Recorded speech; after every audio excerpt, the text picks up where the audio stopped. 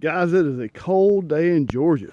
First one we've had. It's I don't know, it's gotta be in the 50s out here, which is like freezing for Georgia.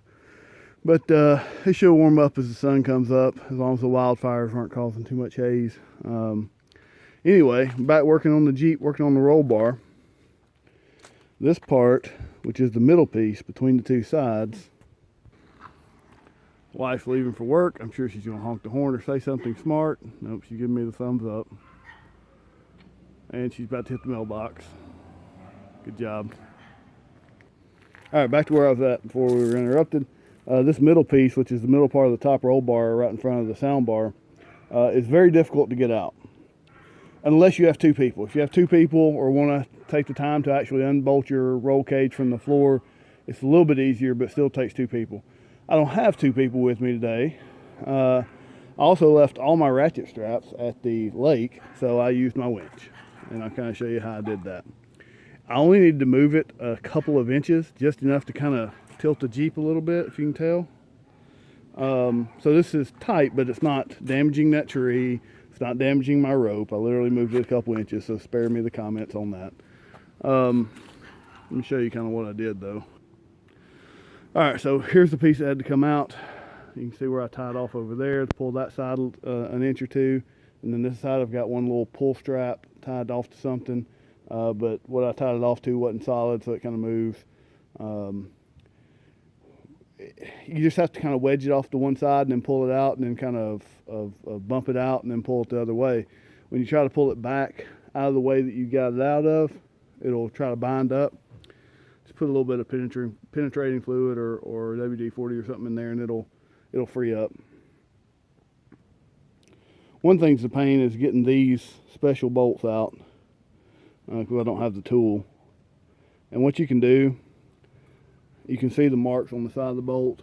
That's all going to be covered, so I don't really care. A large pair of channel locks will not work. Just get you a small pipe wrench. It'll get enough grip on that, and it'll slowly move it. And once you get it broke loose, it'll come out pretty easily. But it was a pain in the ass for a second when I was trying with the vice grips. Here's what the side pieces look like when they're bolted in. I don't have them bolted into the floor yet. Still got to drill those holes and make the brackets, but it's bolted in here, and that will at least give me my platform to start measuring and cutting that and to weld that piece on with. I got them on both sides, so now all that's left is to pick up that front half of the cage, get it positioned over in here, and start my measuring and cutting to get those right. That's going to be the hardest part. Once again, I'm working by myself today, so that thing ain't light. I'm going to try not to damage my Jeep at all, but I'll be able to get it in.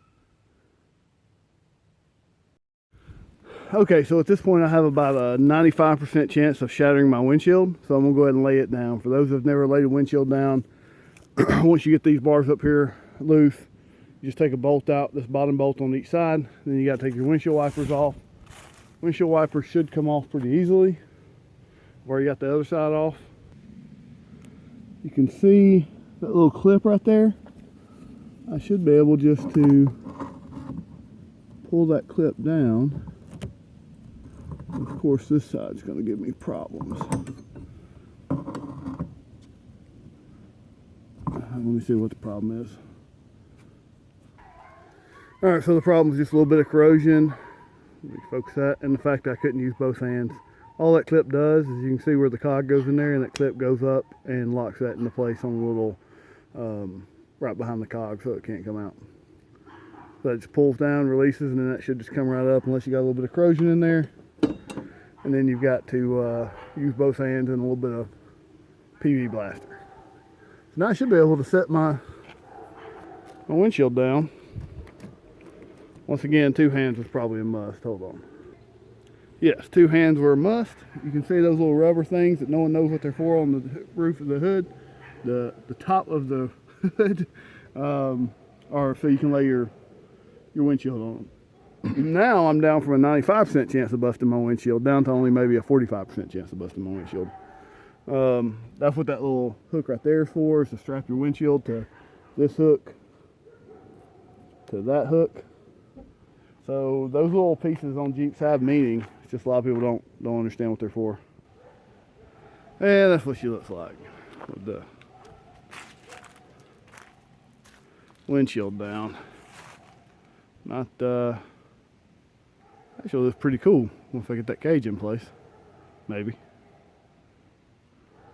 Alright guys, I'll show you one of the big fears I had when I originally got these stanchions in from UCF when I first looked at them, and my fear was realized. The way this roll bar was made, the way I made it originally, came down through the dash, and the positioning wasn't right for these plates. These plates are awful small. You got to get it precise. These were designed to be built off of instead of built onto, so that's the issue. So what I'm going to have to do is weld another plate onto this plate that'll come out square, that I can grind this flat, put it down on, and then that should be good. Just barely, I mean barely clears there, which is fine. I don't have a problem with that. These line up once I put the adapters in there and weld that. I got that part in, which wasn't really that hard. And these holes have, it's hard to tell because of the shadow, but these holes have basically lined up. When I grind this down and put this other plate on here, it should line those holes up a lot better. But that's going to be more welding and grinding than I had anticipated. And hopefully I have some steel to go on this. Look, I'm kind of short on steel right now. I haven't thought I even needed any. But generally, I'll show you, that's kind of what it would look like. I haven't gotten there to see what the headroom is. Let's check that out. It is pretty good. You can see I'll have plenty of room here for these latches to come down, which that was designed that way. Got some grab handles here. I mean, realistically, in a real wreck, I could probably hit my head on this bar, because I am taller than average, about 6'4", so there's not much room, but you know, there's as much room on the sides as there was, because these are in the exact same location. So all in all, I'm pretty happy. I like the dash bar. You can see it is not actually touching right there. It's just a shadow. You can see there's just a little bit of room, and that will change when I put those extra plates on there to make those wide enough to attach to. So my fault for not doing the research first. It's not UCF's fault. Like I said, these were designed to be built off of, not onto. However, it probably would be smart of them to make that larger, considering the lineup of the holes if you did want to line it up to your windshield, to your original windshield brackets. This is assuming someone's going to go as far to the left as possible and come up through here, which is going to make doors fit kind of weird and stuff like that. So other than that, though, it's a good product. Good product anyway. So let me get to welding and grinding and figuring out what we can get done, and I'll update the video as we go along. So I did not have the right steel plate to weld those pieces on, so I had to run to town. There's only two places open on Sunday that I can even get some steel, and that is Tractor Supply. So here we are at Tractor Supply, and someone's got a pretty nice Jeep here at the Tractor Supply. Golden Eagle version. Looks good. Let me go in here and get some steel, and then we'll be back to the house. Alright guys, I've welded on the little extension there. I don't want to hear any crap about me grinding my welds down. I welded it and then knocked the slag off, and then put another bead over it to grind down, because I want this to be smooth when I paint it, because although my welds are fine, they're penetrated fine, they're strong enough, they don't look nearly as good as these welds from UCF, and I just don't want the contrast. You can see the bluing where I got penetration on the backside where it's fine. You can see my welds are fine. But I have made some errors along the way. I cut one of the legs coming from the cage, a half cage, too short by about 1/4 of an inch. I measured it like 15 times, cut pieces at a time, and still somehow wound up cutting it short. What I did was I didn't take for account the angle of the cut relative to level ground or zero. So I was cutting what I thought was flat, and it wound up being an angle. So then when I cut that angle off, it wound up making it about a 1/4 inch too short on one side. So I'm going to have to go back, and what I'm going to do is put another 1/4 inch plate right here, weld it around as a little like booster, a little pedestal, if you would, for that other for the leg to come down and weld onto. Should be fine. Shouldn't be an issue. If anything, it'll actually make this piece a little bit stronger. Either way, I was going to be welding those legs to a flat piece of plate right here anyway. So shouldn't be an issue, but it is going to mean more time, and I'm running out of daylight. I still haven't addressed the ends that I have to weld onto the side, which is more grinding, more cutting, more measuring, more welding. So I'm going to get to it. I won't be videotaping much. I haven't been videotaping much, but I'm trying to get all this done in a day, and I'm running out of daylight. So I'll try to take some very short clips along the way to splice in and kind of show y'all where we're at. All right, guys, I am done for the day. It's almost to get dark, and I have ran out of time. So as you can see, what I was talking about by adding these extensions out to weld this to, I did that. Everything lines up. That's ready to be welded. The other side over there, you can see it's ready to be welded. I have just a fraction of that's basically touching, but that's actually good. This is ready to be welded up here. Well, I gotta get the paint off and stuff like that, but it's in place.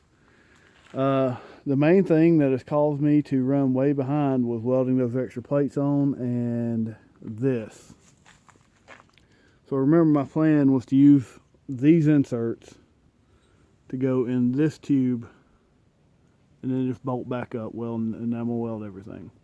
Well, I'm an idiot apparently, because while the diameters are correct, the diameter of this and the inside diameter of this bar is correct, I had forgot that when I cut this out, I couldn't get the inserts I already had in there out, and I had cut it straight down. And so half of the insert is still in there. See how thick that bar is? That's not actually supposed to be that thick. So half of an insert's already in there. So I can't put those inserts in there. They won't fit. So I'm going to have to come up with another solution up here. Probably what I'm going to do is sleeve this and then weld the sleeve onto this. So I'll get some, that's 1.75 inches, so 2-inch 1/8 wall or something like that, to sleeve this, and then weld that on there, and I'll put a gusset on here and right here. That way it'll make that good and strong. Obviously those crossbars are helping keep everything sturdy. I mean, it's sturdy now, but of course obviously that's unacceptable, and everything has to be welded. Then I have to paint everything, the way everything's going to work out, and the way I put it in place, and how much of a bitch it was to get that into place. I'm going to, not sure what I'm going to do about painting. Obviously I'm going to paint it, and the whole thing needs to be painted. It's a matte black versus shiny black. Of course this will have the roll bar paddings on there and stuff like that, but we'll see. It's definitely going to take me another day. Here's another idiot thing I did. As I was welding this, and this was real hot, I test fitted it, and you can see I melted part of my dash there when I got it up against it, but that's not even really to worry about. But anyway, almost there. Another day. If I had a couple more hours of daylight today, I could probably get it done, but I don't have the sleeves I'm going to need for this, or the gussets yet. I probably have some gussets in there somewhere from an old project, but I don't have the sleeve for that. I'm going to cut this down straight. You can see how it's kind of crooked, and then I will sleeve that and weld that onto there. But all in all, I do think it's going to look good. You can't even really see it, and the visibility on the inside is not impaired at all, because this bar is back far enough, and As you can see, the crossbar isn't very high at all. It's as low as it can possibly go. These grab handles don't impair it at all. And with these grab handles here, I probably won't put the nylon grab handles back up. So, I mean, that's just extra, I guess. But anyway, that's kind of where I'm at. It's coming along. One more day. I got to roll my winch back up. And guys, if you haven't got a winch rope yet, I would highly suggest it. Winding this winch rope back up. Anyone who's wound a winch up knows that there's frayed and you cut your hands even with gloves on, and it's just dangerous. With this, a pair of mechanics gloves to hold it, and you can easily wind it up perfectly. You know, it doesn't, there might be something trapped in it that might get you, but it's not going to cut you or anything. So if you haven't got a winch rope yet, that's a $150 investment that's more than worth it. But guys, that's it. I'm going to wrap it up for the day and get all my stuff back in the garage. And I'll finish the video later when I'm finally done with it.